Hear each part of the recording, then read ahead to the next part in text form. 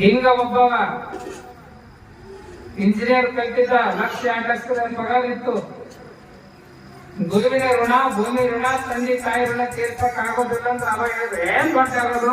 2,00,000 ಪಗಾರ ಐತಿ, ನಮ್ಮ ಒಂದ್ ಬಿತಾಂದ್ರ ಸೇರಿ ಉಳಿಸ್ತೀನಿ, ಒಂದಿಷ್ಟು ಬಂಗಾರ ಸಾಮಾನು ಹಾಕ್ತೀನಿ ಕೊಳ್ಳಾಗ ಕೈಯಾಗ, ಚಲೋ ಅಡಿಗೆ ಮಾಡಿ ಮುಗಿಸ್ತೀನಿ, ಒಂದಿನ ನಮ್ಮ ಋಣ ಮುಗಿಸ್ತೇನೆ ಆಗ್ತಾನೆ.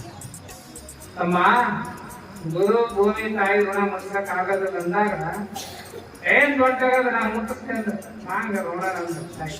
ಮಗ ಹೆಂಗ್ ಇರ್ತಾರ ತಾಯಿ ಕೊಟ್ಟು ದೊಡ್ಡದಿಗೆ ಏನು ಹೊಟ್ಟಿದೆ ಅಂತ ಎತ್ತಿಗೆ ಜಲ್ಲಿ ಅಂತಾರ ಅಂತ ಜಲ್ಲಿ ಒಳಗೆ ದೊಡ್ಡ ಬೆಡ್ಶೀಟ್ ಹಾಕಿ ಅದ್ರಾಗ ಬಂದಿಸ್ಕೊಂಡು ತಾಯಿನ ನಾನ್ ನಿನ್ನ ಕಾಶಿ ದರ್ಶನ ಕರ್ಕೊಂಡು ಹೋಗ್ತೀನಿ ಕುಂದು ಅಂತ ಸಜೆಷನ್ ಆಕಿ ಗೊತ್ತಿತ್ತು.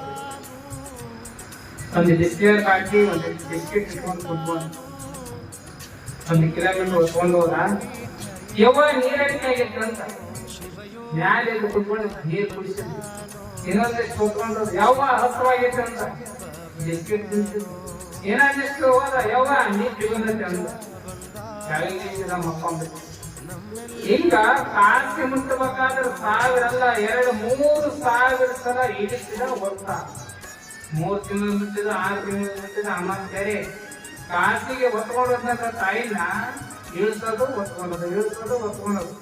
ಗಂಗಾ ನದಿ ಒಳಗೆ ಸ್ನಾನವನ್ನ ಮಾಡಿ ಕಾಶಿ ವಿಶ್ವನಾಥ ದರ್ಶನ ಮಾಡಿ ಏನು ಒಯ್ದಿದ್ದ ಪೀತಾಂಬರ ಬಂಗಾರ ಬೇಡಿ ಹಾಕಿ ಚಂದಗೆ ಉಳಿಸಿ ನಮಸ್ಕಾರ ಮಾಡಿದ್ರು.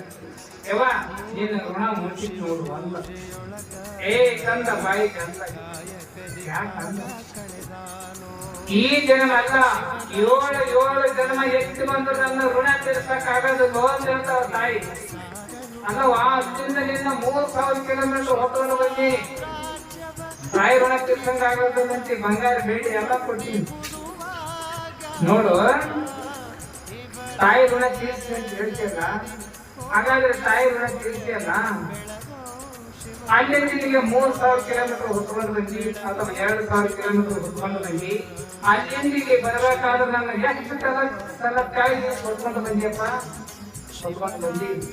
ಹಾಗಾದ್ರೆ ನೀನು ಬರೇ 2,000 ಕಿಲೋಮೀಟರ್ ಹೊತ್ಕೊಂಡು ಬರ್ಬೇಕಾದ್ರೆ ನನ್ನ 3,000 ಸಲ ಇಳಿಸಿ ಹೊತ್ತಿದ್ದಿ.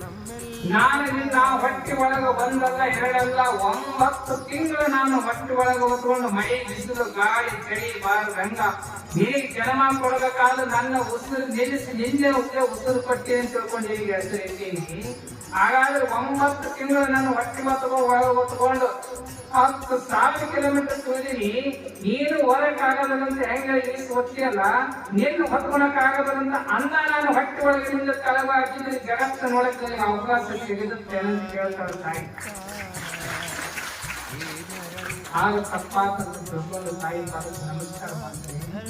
ಅದಕ್ಕೆ ನಾವು ತಾಯಿ ಋಣ ಯಾವತ್ತೂ ಮುಟ್ಟಕ್ಕಾಗೋದಿಲ್ಲ.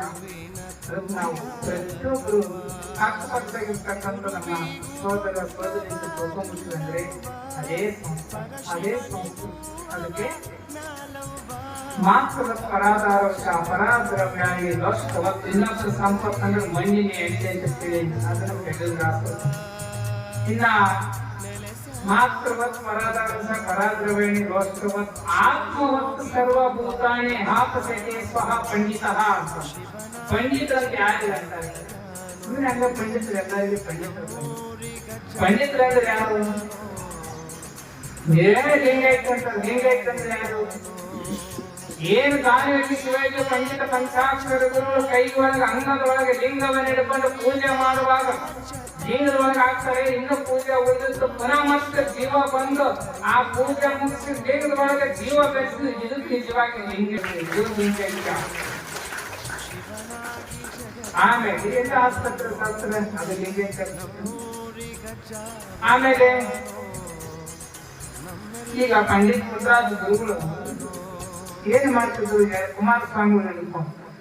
ಕುಮಾರಸ್ವಾಮಿಗಳು ಪಂಚಾಕ್ಷರಗಳು ಪುತ್ರಾಜ 3 ದೇಹ ಆತ್ಮ ಒಂದೇವು. ಈಗ ಏನಂದ್ರೆ ಆತ್ಮವತ್ ಸರ್ವಭೂತಾನಿ ಅಹಾಪಸತೆ ಸ್ವಹ ಪಂಡಿತ ಅಂದ್ರೆ ಕೈಲಾಸದ ಸೂರ್ಯ ಎಷ್ಟದ? ಕೈಲಾಸದ ಸೂರ್ಯ ಎಷ್ಟದ? 1000 ಹೇಳ್ರಿ ಒಂದೈತೆ. ಕೈಲಾಸದ ಸೂರ್ಯ ಬಂದು ಇಲ್ಲಿ ಸಾವಿರ ಸಾವಿರ ಬುಟ್ಟಿ ಇಡ್ರಿ, ಬಕೆಟ್ ಇಡ್ರಿ, ನೀರ್ ತುಂಬಿಡ್ರಿ, ಎಲ್ಲಾ ಬಕೆಟ್ನಾಗ ಅಡ್ಡಾಡಿ ನೋಡ್ರಿ, ಆ ಎಲ್ಲಾ ಬಕೆಟ್ನಾಗ ಸೂರ್ಯ ಕಾಣ್ತಾನೆ. ಕೈಲಾಸದಾಗ ಇರೋದು ಇಷ್ಟೊಂದು ಸೂರ್ಯ ಒಂದು 1000 ಬಕೆಟ್ನಾಗ ಕಾಣ್ತಾನೆ. 1000 ಬಕೆಟ್ನಾಗ ಹಂಗ 1000 ಬಕೆಟ್ನಾಗ ಇದ್ದಂತ ಒಬ್ಬ ಸೂರ್ಯ ಕೈಲಾಸದಾಗಿದ್ದು ಒಬ್ಬ ಸೂರ್ಯ 1000 ಬಕೆಟ್ನಾಗ ಹೆಂಗ್ ಕಾಣ್ತಾನೆ. ಇಲ್ಲಿ ಇರುವೆ 84 ಲಕ್ಷ ಜೀವರಾಶಿ ಒಳಗ ಮಾನವ ಎಲ್ಲ 84 ಲಕ್ಷ ಜೀವರಾಶಿಗಳು ಹೆಂಗ ಬೇರೆ ಬೇರೆ ದೇಹದಾಗದವು. ಆತ್ಮ ಒತ್ತು ಸರ್ವಭೂತಾನಿ, ಈ ದೇಹದೊಳಗಿರ್ತಕ್ಕಂಥ ಆತ್ಮ ಪರಮಾತ್ಮ ಅಂತ ತಿಳ್ಕೊಂಡು ಎಲ್ಲ ಒಂದು ಅಂತ ತಿಳ್ಕೊಂಡವ್ರು ಯಾರಾದ್ರೆ ಅದು ಕುಮಾರಸ್ವಾಮಿ ಪಂಡಿತ ಭಂಡಾರದವರು. ಅದಕ್ಕೆ ಆತ್ಮ ಒತ್ತ ಸರ್ವಭೂತಾನಿ ಆಪಸತೆ ಸ್ವಪಂಡಿತ ಅಂತವ್ರಿಗೆ ಪಂಡಿತರು ಅಂತ ಕರೀತಾರೆ. ಅವರು ನಡೆದಾಡುವ ದೇವರು, ಅವರು ಮಾತನಾಡುವ ದೇವರು ಅವರು. ಅದಕ್ಕೆ ಇಡೀ ನಮ್ಮ ಭಾರತ ದೇಶದ ಒಳಗೆ ಒಬ್ಬ ಕಣ್ಣಿದ್ದಂತ ಉಭಯಗಾನ ವಿಶಾರದರು, ಸಕಲ ವಾದ್ಯ ಕಂಠೀರರು, ತ್ರಿಭಾಷೆ ಕನ್ನಡ ಹಿಂದಿ ಸಂಸ್ಕೃತ. 14 ಮಂದಿ ರಾಷ್ಟ್ರ ಕವಿಗಳಿದ್ದಾರೆ. 3 ಭಾಷೆದಾಗಲ್ಲ, 1 ಭಾಷೆದಾಗ ಅವ್ರು ರಾಷ್ಟ್ರ ಕವಿ ಆಗಿರ್ಬೋದು. 1 ಭಾಷೆದಾಗ ಪುಟ್ಟರಾಜರು ಕನ್ನಡ ಹಿಂದಿ ಸಂಸ್ಕೃತ ಎಂತೆಂತ ಭಾಷೆ 100 ಗ್ರಂಥವನ್ನು ಬರೆದಲ್ಲ. ಪಂಡಿತರು ಬರೆದಂತ ಗ್ರಂಥ ನಮ್ಮ ದೇಶದೊಳ ಕಂಡಿದ್ದವರು ಪಂಡಿತರು ಓದಿಲ್ಲ. ಅದಕ್ಕೆ ಪುಟ್ಟರಾಜರು ಭಾರತ ರತ್ನ ಸಿಗಲಿಲ್ಲ. ಇದು ನಮ್ಮ ದೇಶದ ಒಂದು ಗ್ರಂಥ. ಯಾವತ್ತು ಸತ್ಯಕ್ಕೆ ಬೆಲೆ ಇರಂಗಿಲ್ಲ. ಸತ್ಯ ಅನ್ನೋದು ಕಳೆದ ಮೇಲೆ ನಾವು ಅದಕ್ಕೆ ಗೌರವಿಸ್ತೀವಿ, ಇದನ್ನು ಮಾಡ್ತೀವಿ. ಅದಕ್ಕೆ ಇವತ್ತಿನ ಮಾತು ಯಾಕೆ ಹೇಳ್ತೀನಿ ಅಂದ್ರೆ ನಮ್ಮ ಶ್ರೀಧರ ಗಂಟೆ